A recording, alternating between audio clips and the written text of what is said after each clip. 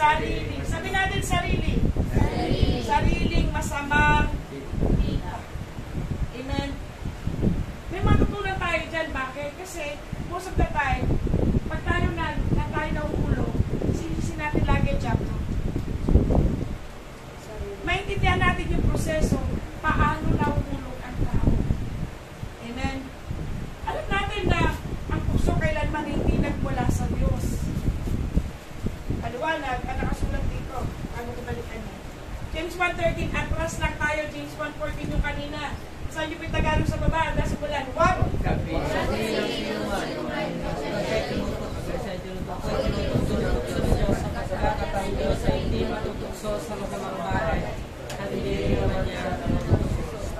Praise the Lord.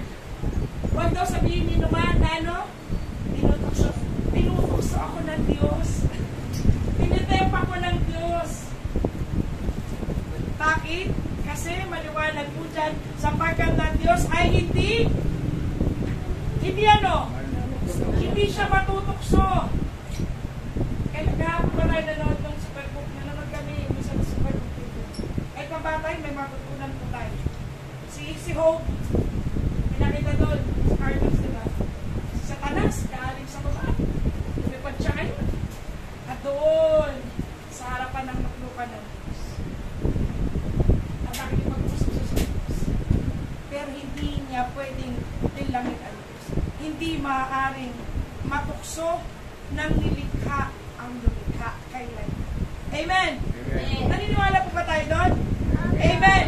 Hindi pwedeng matukso ang Diyos. Kaya naman, walang karakter ang Diyos na manunukso sa kanino man sa. Balik tayo ng James 1:14. Sabi niya, pag tayo po ay nahihila ng sariling masamang pita, may tukso, pero impluwensya lamang ang tukso.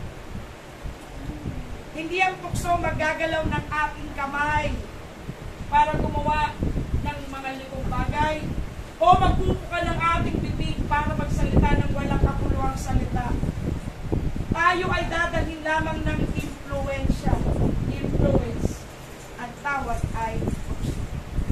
Ito ay hindi mabuti kailanman, ito ay masama, therefore hindi siya galing sa Diyos. Amen? At kahit hindi siya galing sa Diyos, ang Panginoon ay nagbababala. We need to take heed of God's warning.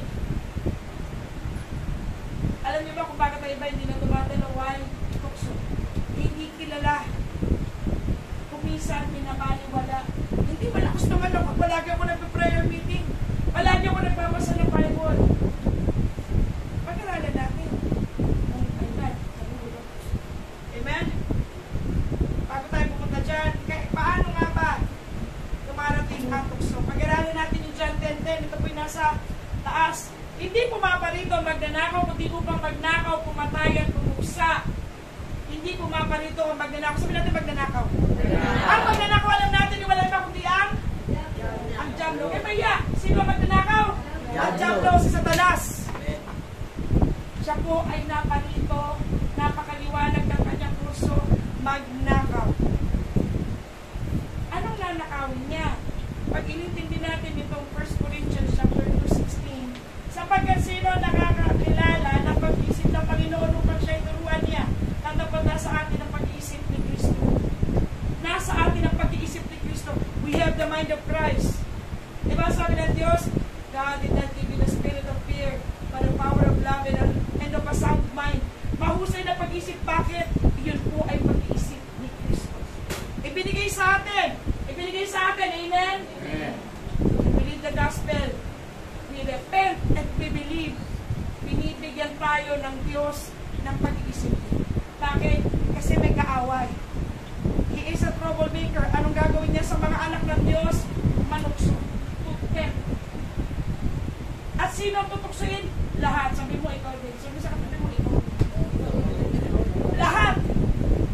Wala po kahit sino sa atin i-excuse ng Diablo sa tukso. Amen? Una, hindi siya natatakot sa atin. Natatakot lang siya sa Diyos. At pag sumasama, ang kinatatakutan niya Diyos sa kanyang mga still, He will tempt us all the way. Hanggat may oras pa siya. Sabi mo sa katabi mo, ingat ka. Ang ingat sa katabi mo, ingat ka. Ingat ka. Diba? Ginagamit natin ingat. O sige, uwi na ako, ingat ka. Ikaw ba kailan ba sinama sa katabi mo? Nag-ingat ka sa Diablo, ha? Why? We do not take it seriously. We do not take it seriously. Kunting ulan, sabi ng Diablo, matulog ka na lang. Maintindihan ka naman ni Pastora. Oh, bumawi ka na lang next week. Justified naman. Maayos naman yung paliwanag mo. Gandahan mo lang ng pagpapaliwanag.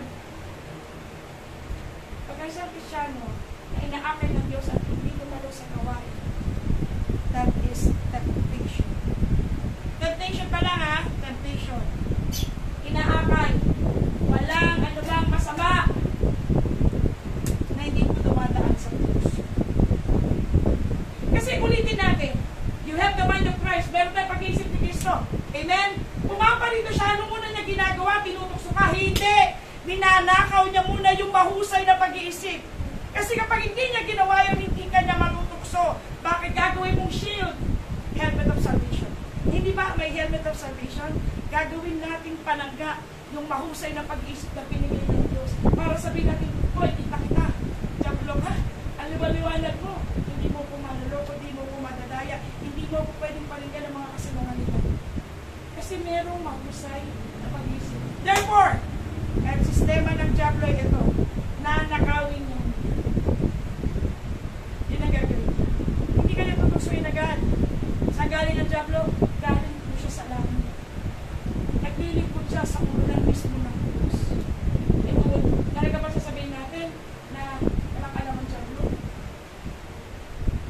Pinari kong picture na wala siya, hindi niya alam. Bakit ang daming napunta sa inyo? Bakit ang daming backslider? Bakit ang daming tamad sa gawain? But we have the mind of Christ.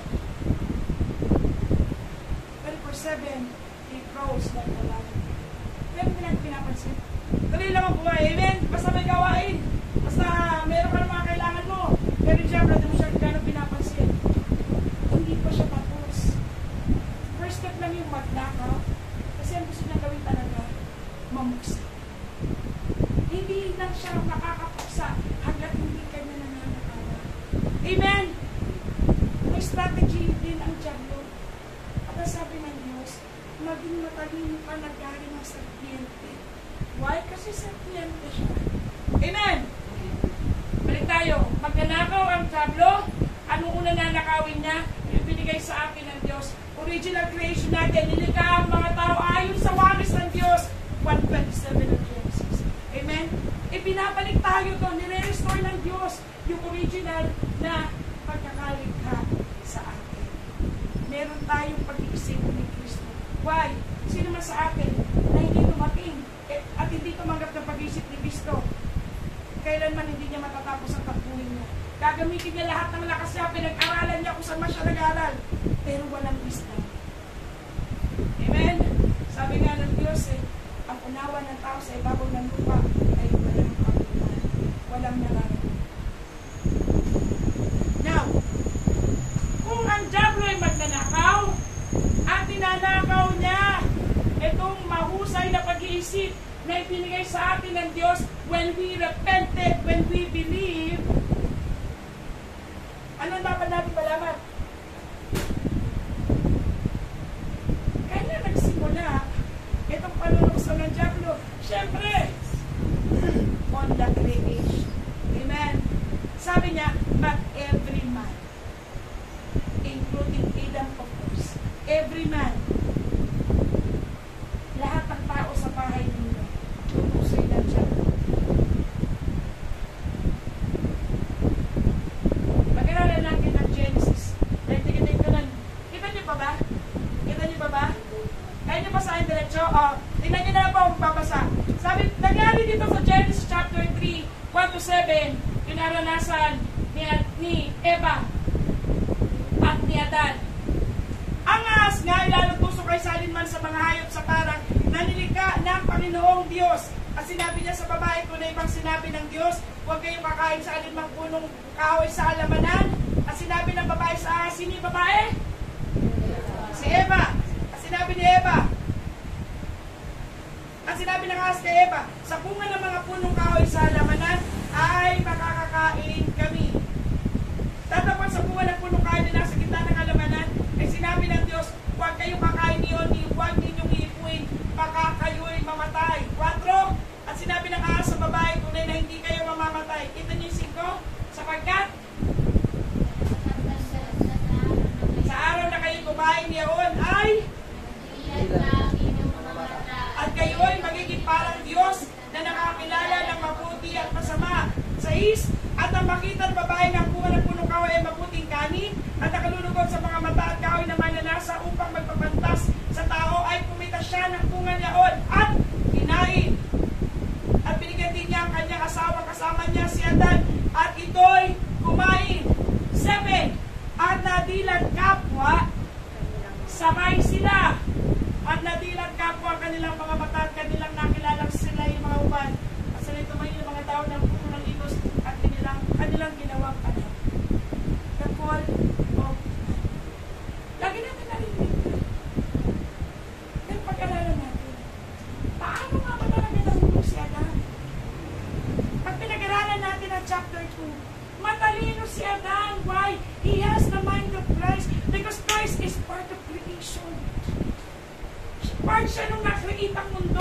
Part siya ng creator nung mag-create ng lahat ng mga bagay, including Adam. And He has given Adam his mind.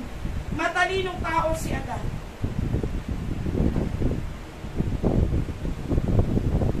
Paano nangyari ang matalinong tao? Ay naloko ng kapusuhan ng Diyos. This is chapter 3. Amen? Balik tayo ng chapter 2.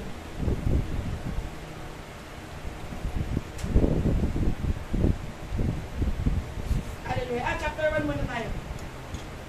Sabi, kita niyo na po? Tagalog, pakibasa at kinuha? Kinuha ng Panginoong Diyos sa lalaki, inilagay sa halamanan ng hindi, upang kanya alagaan at ingatan, at inuutos ng Panginoong Diyos sa lalaki.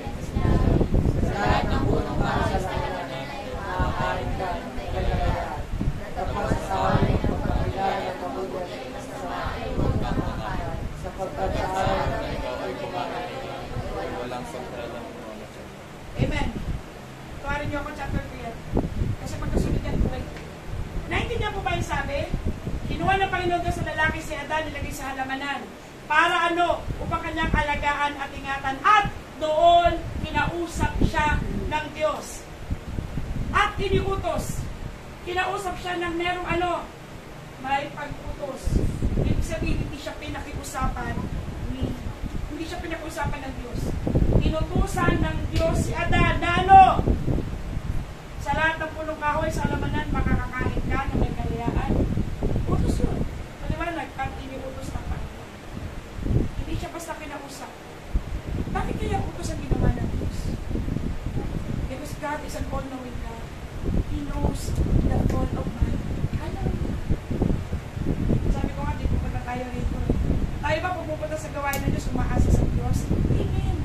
Ang Diyos ba hindi umaasa? Ang Diyos din nagdadamit, umaasa rin siya na ano, na yung anak ko, na inayos niya yung buhay, na binigyan ko ng biyaya, awa, pagurot niya, sa harapan ko magdiling ko ng tama. Amen. Kaya ano madalas hindi na kailangan. Umasa ang Diyos na yung kanyang nilikha ay makikinig sa Diyos. Ang ginawa ng Diyos, maliwanag, inutusan niya si Adan. Para ano? Para lalo siyang makaintindi. Hindi simple ang sinasabi ko sa iyo. Beware, this is a commandment. Pwede ang kumain na may kalayaan sa lahat. Puwera sa isa.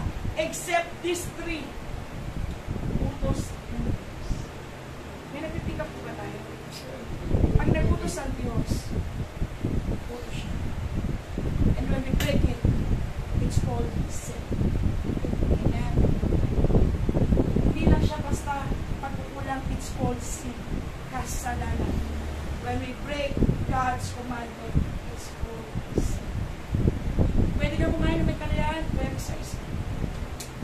Sapagkat sa araw na ikaw ay kumain niyaon ay walang pagsala.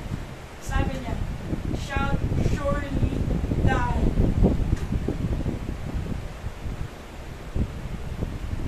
Pag pinapag-naalala natin yun, kasi naisip natin na, grabe yung history ng creation. Nahulog siya dahil lamang sa isang tuna. Imagine nyo God created everything beautiful in His time. Tama? Palagay nyo ba? Talaga bang kaakit-akit yung bunga na yon?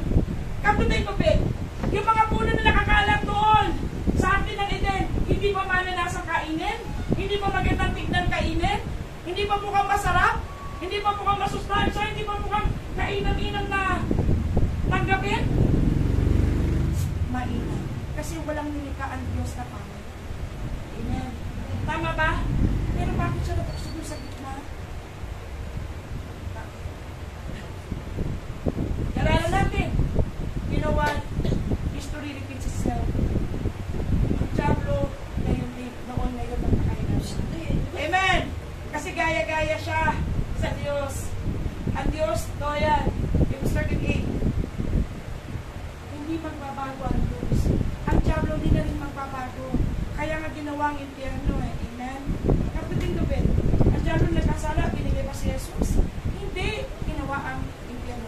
Why? God is an all-knowing God. Hindi na magbabago si Lucifer, kaya siya ay sinabihang Satanas.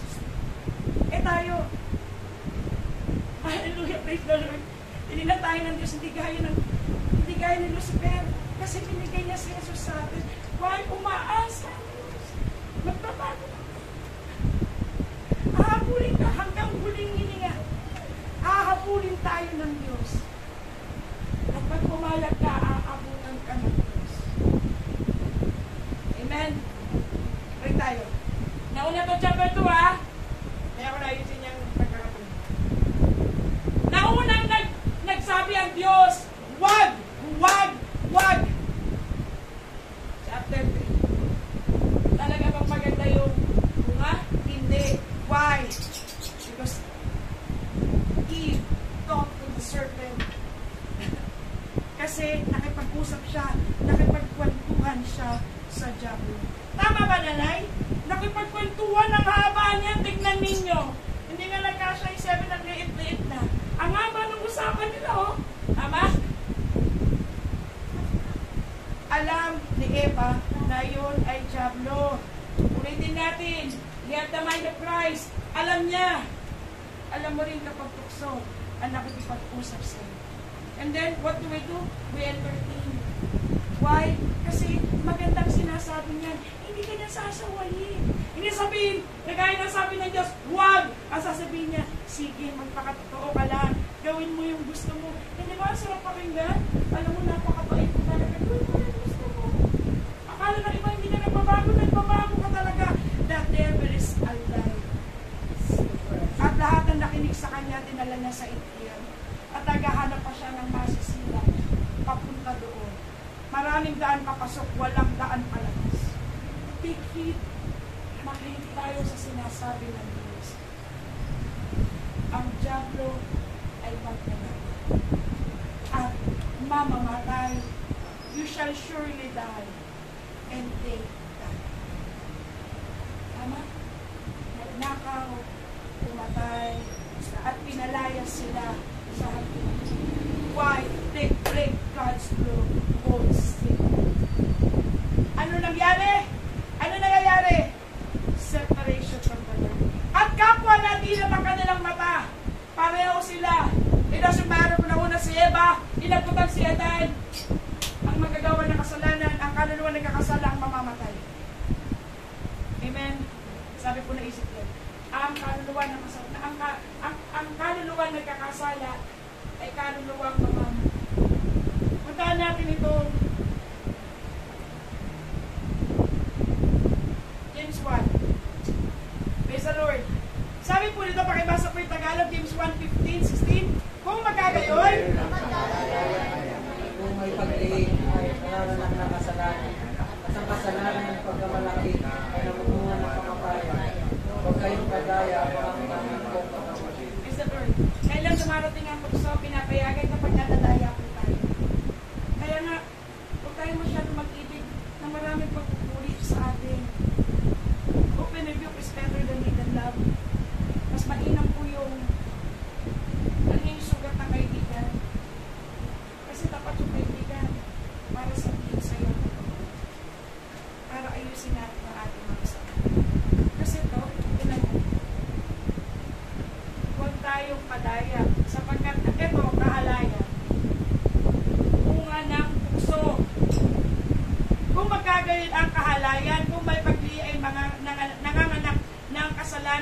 kasalanan pagka malaki na namumunga ng kamatayan. Wala pong tinutokso ang dyablo na hindi niya ibig tapusin yung kanyang plan. At palagi masamang plan ng dyablo. Ano yun? Dalhin tayo sa pagkakasala. Amen! Look what happened to them. They're separated. Hindi ba ganun din tayo? Pag ang dyablo ay nanunukso sa atin, at pagkatapos pinakinggan natin yung kanyang daya, yung kanyang mga magagandang salita, pwede mong gawin yan. Ikaw ang masunod sa buhay mo. Pwede ka naman magsisi bukas. Pwede ka magsisi next Sunday. Eh, hindi lang siya magnanakaw. Mamamata. At ang iba yung inabutan na. They truly died in the spirit. Nalayo sila sa Diyos. Alam niyo yan, pag tayo nakakagawa, lahat ng galing sa bisyo dati, ako ang bisyo ko magmoral. Bisyo ko kasi bad habit na nabuhay akong gano'n, kaya bisyo ko siya. Hindi ang bisyo yung mga ano lang, yung mga ginagawa, drugs, sigarilyo, alak, ang pagsasalita ng marumi ay bisyo din. Kasi nagpaparumi rin sa atin. At sapagkat ang lumalabas sa bibig ay galing sa puso. That's why it's called vices. So ako ang bisyo ko, hindi yung mga ganyan yung out external, internal ang bisyo ko, pagsisinungaling tsaka pagkakas. At nangyari na ano, dahil hinahayaan ko lang siya, hinahayaan ko lang sa buhay ko, nararamdaman ko talaga, napakalayo ng Diyos. Napakalayo ng Diyos, God separated ko. Salamat sa Panginoon, inabutan tayo. Amen! Amen! Inabutan tayo ng Diyos. At anong ginawa niya? Pinaliwanag niya sa atin na hindi siya naparito, kundi para lang bigyan tayo ng buhay na ganap at kasiyasiya. On the contrary, ng purpose ng dyablo na tuksuin tayo, dayain, pagsinungaling. Amen? Amen? Amen. Balik tayo sa dyablo. Ang dyablo, pag dumating ang tukso, magbumunga siya ng kasalanan at ang kasalanan for the wages of sin is death. Tugtugtugin natin kasi sa salita ng Diyos, they're not contradictory. Ang salita po ng Diyos sobrang complementing sa isa't isa. Kaya nga sabi niya, study the scripture for you know you have life in them. Pag-aralan ang salita ng Diyos. Kasi nandyan yung buhay. Amen? Hindi mo siya pwedeng, basa lang Proverbs, okay na. Para masabi na nagbasa na ako, okay na. Tapos ahayaan mo yung buhay mo sa isang araw. Tapos pag sumebla ka, sasabihin mo na lang Lord, tatawad. Sorry na po. Kasi hindi tayo nakikinig. Yun po totoo. Tama ba? Hindi talaga tayo nakikinig. Nakikinig tayo. Ito external things. Pero hindi tayo nakikinig ng puso. Sa puso kasi nanggagaling nandiyan nakatira yung kalooban natin, will. Hindi pwedeng pakialaman ng dyablo yung will mo. Why? He's crossing over. Bawal yan. Hindi yan parte ng law ng Diyos. What you sow is what you will. What he can only do is influence. Paano? Makikipag-usap siya sa'yo. Makikipag-usap siya sa'yo. Pinawalan ba ng Diyos? Si Satanas? Na nandun sa ahas? Para kausapin si Eva? Bakit kaya hindi niya pinawalan? Bakit natutun din siya sa hardin ng Eden? Kasi diba narinig natin na gusto ng Diyos, mamili ka? Why? Umaasa ang Diyos! Nakinig na mabuti si Adan at meron siyang takot sa Diyos. Na huwag siya'y mamamatay. Sa totoo lang, ang mga natutuso ay hindi natatakot mamatay. Makitingin po kayo sa akin pagtyaga nyo. Ang mga natutukso, yung mga online games, yung mga pananalita na yung mga pagdadabog sa magulang kasi hindi takot mamatay. Hindi takot mamatay. Hindi natatakot doon sa sinasabi ng Diyos, thou shalt surely die. Why? Because you do not believe the gospel. Tama ba? Tama po ba? Because they do not believe the gospel. Ang natutukso ay ito, hindi talaga sila naniniwala sa salita ng Diyos. Therefore, hindi sila naniniwala sa Diyos na sila ay mamamatay. Hindi baka mamatay. Mamamatay. Dyablo lang nagsabing baka mamatay. Pero ang Diyos, napakaluwanag, ikaw ay naman. So, mga minamahal, di ba napakaginaw? is this part of God's commandment. Na ano? Hindi mo malalayuan ng tukso. Habang nabubuhay tayo, nandiyan lang din siya. Hindi siya aalis sa'yo. Pero you can flee from it. Pwede ka tumakbo. Amen? Lumayo ka sa tukso. Ano, makasama mo sa bahay. Naman magsimba. Diba? Mas okay lang. Binabarkada mo rin sila. Okay lang. Sin. Ano mga mabuting bagay na hindi mo ginagawa yan ay kasalanan sa'yo? Paano nangyayari? Tinutukso mo na tayo. Huwag mong gawin yan. Huwag ka na manalangin. Huwag mo nang gawin yan. Kaya sabi na this 1 Thessalonians 4:17, pray unceasingly. We're breaking God's law. Because hindi tayo takot mamatay. Kasi iniisip natin, bakit ba anak ako ng Diyos? Bakit ba may label ako anak ako ng Diyos? Hallelujah. Mga minamahal, kapag natutukso tayo, alalahanin natin itong salitan. This is God's wisdom. Hindi talaga tayo takot mamatay. Pero pag tayo takot sa sinasabi ng Diyos, lumalapit pa lang tukso, lumalayas ka na. Amen! Amen! Palapakan natin ang Diyos. Hallelujah! Naalala niyo si Samson? Kaya na-create yung kantang Run Samson. It's a word is so pero nagtunang ko. I won't sing it. Sabi doon, Run Samson, run, Delilah's honor you. Pero si Samson, hindi rani siya. Si Samson, papunta kay Delilah. Pinapalayo ng Diyos. Kasi nga tukso. Namatay si Samson, yes, he died. Palagay niyo ba, it is untimely death? Yes, of course. He died. Untimely. Delikado po ang nakikipag-usap sa manunukso. You may die untimely. Untimely death. Kung hallelujah. Ngayon narinig ko sa Panginoon. Hindi ko kasama na message na. Kaya pala yung untimely death din. Sa nagsimula, tukso. Hindi mo siya pwede pag-usapan, tukso, layaan mo ako no. Leave. Patuloy po tayo mag-aaral ng salita ng Diyos. May natutunan po ba tayo? Amen. Hallelujah. May gagawin ng Diyos. Why?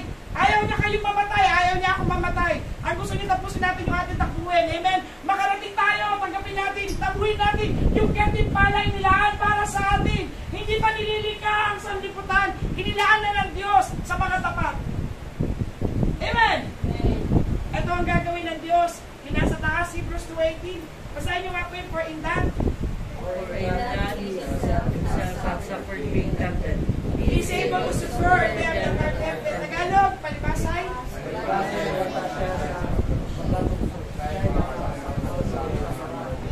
Praise the Lord. Si Jesus na katawang tao na wala sa lahat ng tukso. Hindi lang po macho porpor yung tukso na naranasan niya. Hindi lang po yun. Buong buhay niya. Nung nasa ministry siya, lalong-lalo na yung pag-iwan. Di ba natutukso? Hindi ba tayo pag nabibetray tayo? Nasabihin sa'yo ng Diablo, hindi mo kaibigan yan. Lumayo ka na rin, magkaroon ka ng hatred. Magkaroon ka ng bitterness. Hindi makatotoong tao yan. Tukso. Palagi ba natin hindi dumarating kay Jesus yun? Ito pa talaga yung mga ililigtas ko. Iniwanan ako sa ere. Sabi, tutulungan kita sa business. Iniwanan ka.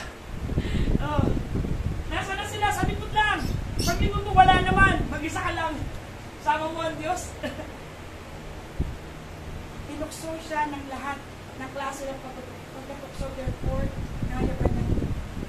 Amen. Hindi sinasabi diyan, siya'y Diyos. Kaya kaya ka niyang tulungan. Hindi. Ipinapaunawa sa iyo at sa akin. Dinaanan din ni Jesus to. Binayaran niya rin yung mga tukso. At hindi siya pumasok sa tukso. Napalibutan siya ng tukso, oo. Pero hindi siya kailanman pumasok. Kaya hindi siya kailanman nagkasala. Kaya ang kanyang pagkamatay, it is a glorious day. For us to live again. Amen? Who can kill God?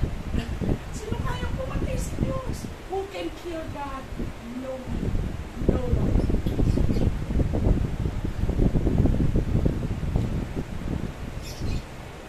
Kaya nangyayari, pumapasok sa mga tao ba, nakakalimutan nila yung pag-ibig ng Diyos sa kanila. Nakakalimutan nila yung kaysa ng mga magulang nila. Isang araw-araw ka sa Diyos, hindi mo kasamang magulang mo, they cannot depend you. Hindi na pwede sabihin, mabait mo yung anak mo yan, papasukin ko sa langit. They cannot do that. They will not be allowed. Amen? Hindi ba marapat na mahalin? Ito po ang nagmahal sa atin. Kasi pag minahal natin siya totoo, magmamahal din tayo ng tama. Makakapagpatawad tayo ng sobra. Biyaya sa biyaya. Nung dumating ang biyaya sa atin, nagmanifest. Kaya pag tayo nagpatawad, para pag nang wala silang ginawang anuman sa atin. Hindi lang ang buhay. Amen? Why? Because God's character manifest to all His creation. Amen. Kunin po pag nagpalapakan na gagawin ng Diyos na ano? Kaya siya'y nagpata ng lahat ng tukso, kaya kaya niya tayo sa klolohan. Amen? Kaya kanya sa klolohan. Tumawag lang tayo sa Kanya. Sino po sa atin naniniwala na hindi natin madetect yung puso? Pastor, hindi ba natin nadetect ang puso? We can detect. Ikaw, sister, ano ba pala yun? Manadetect tayo ng puso o hindi? Kailangan natin ang discerning spirit. Discerning spirit?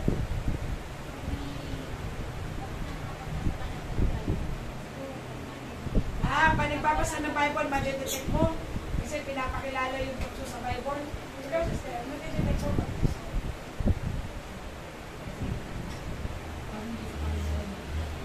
Pag hindi sa Panginoon, mabigat ako. Ikaw, brother Inigo, pag patukso yan, alam mo tukso yan? Nadetect? Paano nga ba nadetect, brother Evan? Pag hindi maganda yung pinapagawa sa'yo, okay? Kaya, ayusin natin lang ito yung pinapagawa. Kailangan alam natin ang katotohanan. Kasi pag alam natin ang katotohanan, pag meron dyan ang magdinagawa ng away, ma-distinguish na. Basta ba yun o basta ba yun? Hallelujah. Pag daw kasi alam natin yung salita ng Diyos, doon natin ma-determine kung yan ay sa Diyos o hindi. Actually, kailangan talaga natin ang discerning spirit. Why? Kasi ang diablo ay mataktika. So, sabi niya, he is cunning. Hindi mo siya pwedeng gamitan lang ng utak. Amen. Yung mga matatalino dito, I bless the Lord sa buhay niya, masipag kayo mag-aral.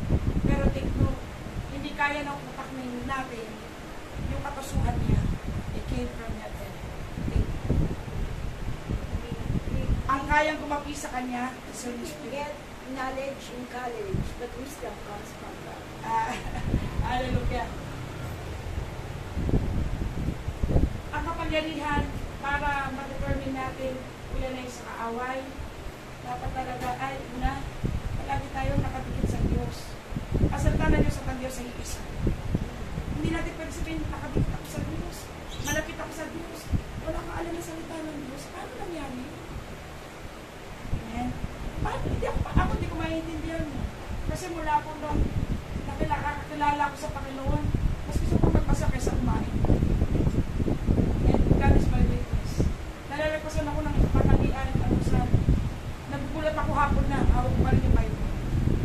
Why? Kasi kailangan turuan na si baby pa. Ano? Baby pa? Pero pag malaki na ako, alam ko na lahat. Sige nga. Gusto ba niya? May panama pa siya rito. Hindi tumatalab sa kanya. Discerning of spirit. Bilang use of discernment. Ang use of, kasi espiritu rin siya. Amen! Espiritu rin siya. Therefore, kailangan mo rin ng espiritu na mula sa Diyos. Discerning spirit. Discernment. Ano yun? Kaloob. Ang bawat mabuti at perfecto kaloob galing sa itaas. Ibig sabihin, kailangan ay umaba. Amen? Amen? Nasa taas siya.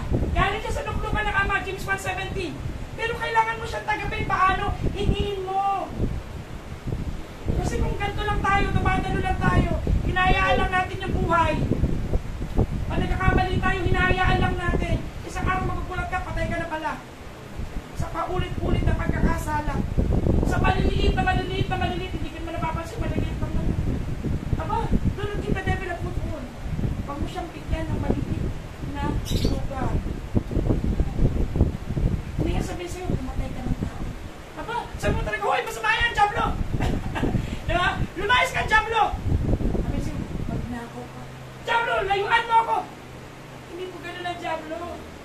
po siya sa raulo.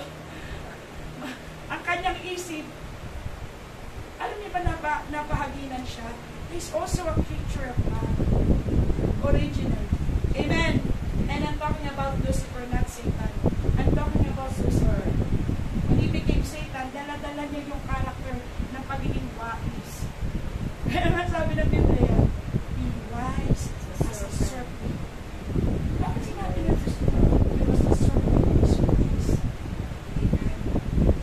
Kaya kailangan, spirito sa spirito, kailangan natin tanggapin yung kalooban ng Diyos. The serpent is wise. Amen. Kaya tayo rito. Sabi rito, tuloy dapat ang Panginoon na magpapatibay sa inyo at sa inyo mag-iingat sa masama. Kung tutulungan tayo ng Diyos, why? Alam niya lahat ng klase ng tukso na dumaan sa Kanya, matutulungan niya tayo at siya ay tapat. He is faithful. Hindi siya malilig para sagitin ka. Hindi siya mahuhuli. Tignan niyo si Adan. Hindi ba alam ng Diyos na tutuksuin sila ng Diablo? Alam ng Diyos. Kaya nauna yung utos. Amen. Ilang beses tayo sinasabihan ng Holy Spirit. Magkal, matideserve natin. Tama. Pero bakit? Sapagkat ang tukso'y dumarating kapag nahihila yung ating sariling masamang kita. Sabihin ba natin sa Diyos, Panginoon, kasi nasa naman ako. Then crucify that flesh. You crucify that flesh para hindi na siya makagalaw. Amen? Paano siya gagalaw kung nakucrucify siya? Walang palaman tukso pag ang laman ay nakakucrucify. Why? Kasi doon siya dalaan. Amen! Be wise as a serpent. Ang tukso'y magnanakaw, mamamatay. Makinig sa sinasabi ng salita ng Diyos. Gagawin ng Diyos yung kanyang bahagi. Amen! Amen! Gagawin niya. Tutulungan niya tayo. Lahat ng klase ng tulong na makakatulong sa iyo, tutulong sa iyo ng Diyos. Padadalang kanya ng mga lingkod niya. Ituturo niya sa iyo yung verse ng Bible kung saan ka dapat mag-aral ng mabuti. Akay kanyang manalangin palagi para lumakas ka nang higit na malakas kesa doon sa pita ng laman. Amen! Ay na naman, amen! Praise the Lord! Ito naman yung parte mo. Sa'yo natin kung saan ka narin tayo tingay.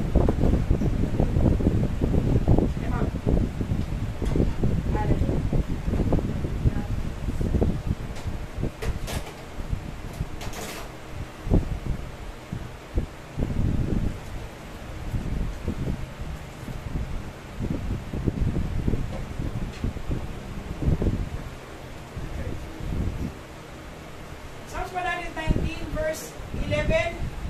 Ang salita mo ay aking iningatan sa aking puso upang wag akong magkasala laban sa iyo. Sa inyo po yung English, that's mo natin. Word. Thy word have I hid in my heart, that I might not sin against thee. Blessed art thou, O Lord. Teach me thy statutes. Praise the Lord. But that's ginagamit ko 11. Kasi kanina, nag-aaral ako. Pinapatingin niya sa akin yung 12. Normally kasi alam niya yung context principle. Ano yan eh? Supporting verse. Pampatibay. Yun na yung pag-aralan natin. Ang salita na, ito yung parte natin. Amen? Parte ng Diyos, gagawin niya. Tutulungan ka niya, sasakluluhan ka niya. Sapagkat siya ay tapat, hindi siya malilate. Lagi siyang on time. Pero dapat gagawin natin. Para huwag tayong manakawan, huwag tayong madaya. Huwag tayong tumanggap ng kasinungalingan, huwag tayong mamatay. Therefore, huwag tayong mawasak. Ingatan natin yung salita ng Diyos. Kanina lang, nalungkot ako kahit title ng message last week, hindi natin matundaan. Ano nangyari? Itinulog. Tinulog naman, Tuesday, Wednesday. Wala na. Mga minamahal. Sa mga nag-aaral, kumahalaga sa inyong grade. Lagyan nyo ng diferensya yung importansya ng salita ng Diyos. Walang papantay salita ng Diyos. Amen! Sa mga naghahanap buhay, kung mahalagang hanap buhay, lagyan nyo ng diferensya.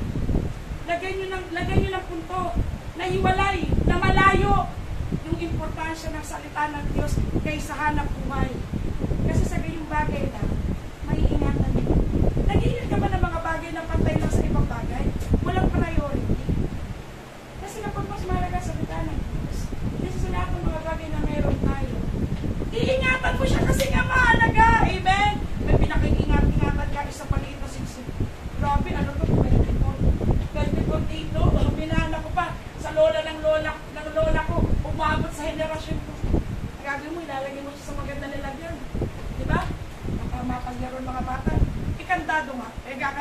pa siya, di ba?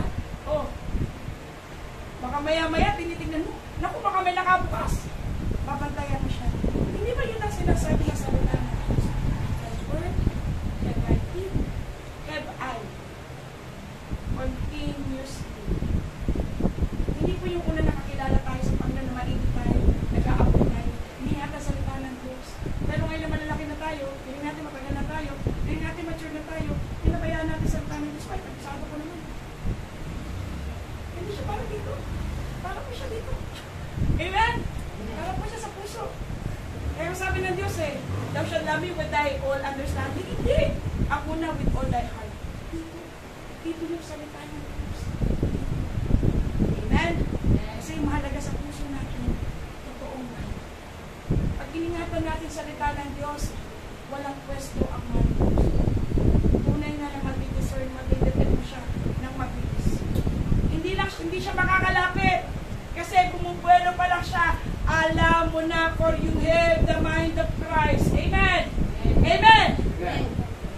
At ang sabi dito, ituro mo sa akin ang mga palapit. Naintindihan ba natin yung 12? Naglagay ka na sa puso mo at palagi kang nagko-kolekta ng salita ng Diyos, ituro mo. Di ba may nilagay na siya sa puso niya? Amen? May nilagay na siya? Pero hindi siya nagsasawa si David. That's why, siya nga nakikita ng Diyos si David. At isinulat siya. Hindi lang sa lumang tipan, kahit sa bagong tipan. Acts 13. The man after God's will. Why? Hindi yung gawain ni David na nakita ng Diyos. Yung puso. Ano naman ang puso natin? Pag nag-roll call pa tayo, Word of God, makakatayo ba? Magsasabi pa ng Word of God? Naku, kailangan ko pala kayo memorization ko. Hallelujah. No doubt, si Pastora, pastor yan. Sabi niya, si Pastora Bishop, pastor yan eh. Bakit? Pag umarap pa tayo, may dito na pa kami sa harapan ng Diyos at kayo wala. Pareho lang po tayo. Iisa commandment na dinala sa atin. Ano yun? Repent and believe. That's what it is. If we believe that God's word is important, iingatan natin siya sa atin. Hindi ka ganyan magbasa. Tapos na. Naalala ko pag ako nagbabasa, alam niyo yung isang verse, inaabot ako ng siyam-siyam. Yung tiglot, natigamit ko tiglot eh. May footnotes yun. Minsan sa isang sentence, ang dami footnotes nun. Pag binuksan mo isang footnotes, lipat ka sa kabila. Pag binasa mo may footnotes din siya, lipat ka na naman. Ay, hindi ako makalis sa isang verse. Kasi bago ko makalipat sa second verse, naikot. Ang dami ko na naikot. Kaya po ko, tinuruan ng basta ng salita ng Diyos. Hindi ako galing ng Bible school. Pero ang salita ng Diyos ako nagpapatay. Alam mo, tuturo mo sa akin ang mga. Huwag natin tignan na malilaki na tayo, matagal na tayo sa church, kilala ko na yung Jamlo. At tuloy na tanggapin ang salita ng Diyos. He came to destroy. Mga kapatid, hindi sa pagtsagan niyo ko, He came to destroy. He came to destroy. At ang kaya lang pumigil sa Kanya, yung katalinuhan ng Diyos na inibigay at tinatanggap ng anak ng Diyos. That's the only thing that can stop Him. Yung katalinuhan ay binigay ng Diyos. God's wisdom. God's wisdom. Amen? Amen? Praise the Lord. So yan ang gagawin natin, ang paggagawin natin. James 4, 6, 7, tasahin niyo po yung Tagalog sa bataan, dahil simulan. Ngunit, kaya sinasabi ng kasulatan, ang Diyos sa mga palalo, Sa mga mapagpakumbaba, masakasakto na kayo sa Diyos sa dapat masasaka siya sa inyo. Amen. Sinama ko yung 6. Why? This is God's wisdom. Submit yourselves therefore to God. Pasakop daw tayo sa Diyos. Yun yung utos. Pasakop tayo sa Diyos. Resist the devil and he will flee. Submit yourself before the Lord. Resist the devil and he will flee. Wala yung tatlong yan kung wala yung verse 6. Be humble. Walang tatalo sa iyo, maker. Amen.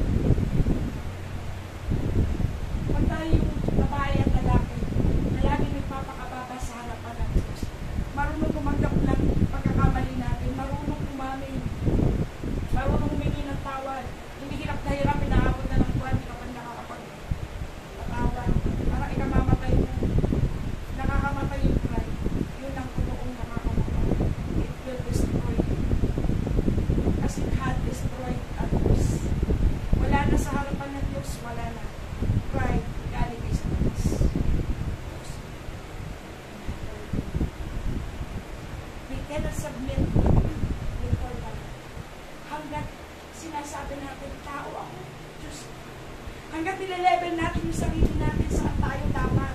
Doon tayo sa pagiging tao. Siya yung Diyos. Kasi kung siya talaga ang Diyos natin, matatakot tayo sa Kanya. Meron bang Diyos na hindi kinatatakutan? Matatakot tayo sa Diyos. Pero pag inisip natin, tatay ko yan. Tatay ko yan. Yung meron siya, meron din ako. Minsan yung mga nagkakamali na humility, hindi na nakikita sa buhay natin. Huwag natin alisin sa buhay natin ng humility. Why? It gives more grace to the humble. Will it please? Wala pa tayo sa langit. Tignan mo yung katabi mo. Sabi mo, wala ka pa sa langit. Uy, kapatid, sabi mo katabi mo, wala ka pa sa langit. Wala ka pa sa langit. Wala pa tayo sa dulo. Wala pa tayo sa dulo. Naghihintay pa rin tayo sa Panginoon. Amen? Sa pag-iiyak, darating siya. Anong kailangan natin? We need more of God's grace. Let's go back to chapter 6 of Genesis. God will destroy the human, but Noah found peace in the sight. Palagay niyo ba? Kunti pa lang tao nun. Madami na pong tao nun. Pumalap na sila sa ibabaw ng but only Noah found peace. Humility. Gusto mo ng buhay na palagi ka nagtatagumpay sa puso. Magpakababa muna. So we can submit ourselves before God. Na masasabi natin, Panginoon, gusto ko sa pupusan. Then, resist the devil. We cannot resist the devil unless we submit before God. Kaya ganito po yan. Tingin po kayo sa akin. Natutunan ko sa Diyos. Paano nalalabanan ng puso? Submit. Dami ko nakasabay, pastor pa. Nasira ang pamilya. Last. Binabi ni Mary, pag 21. Mag-22 years na. Pinagkatsagaan ko siya, pinagkatsagaan niya ako. Why? Yung tukso, hindi namin pinakayanan sa buhay. Why? Yung memory. Para makapagpasakit sa Diyos. Amen? That's the only time that you can resist. Kasi, pag po tayo ay nagpapakababa sa Diyos, di ba, ito tayo, ito ang level natin. Ganit po kasi. Kaya ng Diyos, yan yung Diyos, andito tayo. Pag tayo nagpakababa, binaba natin yung ating sarili, yung kamay mismo ng Diyos ang magtataas sa atin, itataas ka niya. You cannot do that for your own. Hindi natin kayang gawin yung tao lang tayo. Yung kamay ng Diyos ang magtataas sa iyo, ihalalapit ka niya sa Kanya. Then, that's the only time you can resist the devil. Amen? Amen. That's the only time you can resist the devil. Kasi, ang pagpapakababa, magre-resulta sa atin para sa Diyos. Hindi na the other way around. Hindi tayo sumusuko sa Diyos, saka tayo nagpapakababa. Hindi. Nagpapakababa muna tayo para makasuko tayo sa Diyos. Tapos may iba lalabas ng pinto, walang naranasan. That is humility. So we can submit ourselves before the Lord, then we can resist the devil. Take it. Hindi lahat na lumaya na nananatiling laya. Kaya nga sabi ni Pablo sabi ng Diyos, ang pinalaya ng Diyos ay manatiling laya. Huwag ka nang bumalik pa sa pagkakatali. Do not be entangled again with the word. Why? Because it will happen. Amen? Amen. Take it. Makinig sa sinasabi. Hindi pagkat matagal na tayong Christian. Excuse na tayo. Hindi na ako gagalawin yan. Takot sa akin yan. Sino niloko natin? Pwedeng 30 years ka na sa ministry. I know naman, sobrang na-devastate ka nila.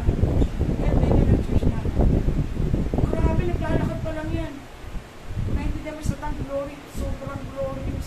Kasi ikaw mismo, hindi ka makaano. Kasi may barrier, nararamdaman mo yung holiness. Grabe talaga.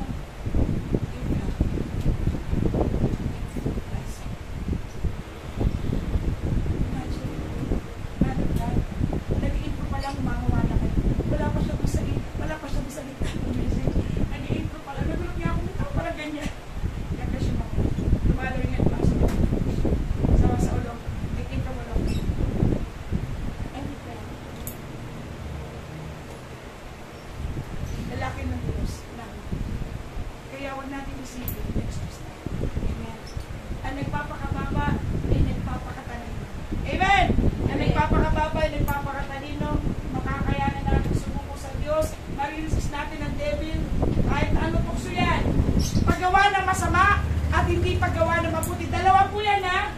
paggawa ng masama at hindi paggawa ng mabuti. They all they break God's law. Galatians 5:19-20, 21. 1 Corinthians chapter 6, verse 9. Natutup po yung mga kasalanan. Natutup po yung mga ginagawa ng mga tao. Yung verse 17 naman, yung hindi natin ginagawa. We do not read the Bible. We do not pray. We go to work, but we do not pray. We study. Nag-aaral ka ng mabuti, pero hindi ka nag-pray. Hindi ka nagpapasay, hindi ka nag-attend fellowship. Amen? Then, you sin. Why? Because of lust. Lust, galing doon sa loob. Anong ginagawa? Natutukso tayo, pinapayagin natin tukso. Nakikipag-cooperate tayo sa tukso. Pag hindi tayo makikipag-cooperate sa Kanya, ang gagawin natin, magsasabi tayo sa Panginoon, through humility, mariresist natin ang tiyablo. Amen? Mariresist natin. Hindi tayo maging gaya ni Samson. Nandun na yung anointing. Nandun na yung mana. Judge of Israel. Nahulog sa tukso. Why? Mayabang. Diba? Mayabang si Samson. Mayabang. Wala akong nagtatapos na kalooban ng Diyos na mairin. Pinapagsak ng Diyos. Kaya lagi tayo doon sa kapakumbabaan. Para lagi tayong dahilan. Datingan ng kababaan loob ng biyaya ng Diyos. Amen? Praise the Lord! Ito po na yung huli. James 1:12. Praise the Lord! Basahin mo lang sabay-sabay Tagalog. Ganda simulan. Mapaalala ang tao nagtitiis ng tukso, sapagkat pagkasubok sa kanya, tinatanggap ng putong ng buhay na ipinangako ng Panginoon sa mga nagsisiibig sa Kanya. Amen! Bibigyan ng putong ng Diyos. Kanino? Sino? Yung mga umiibig sa Kanya. Sapagkat ang mga umiibig sa Diyos,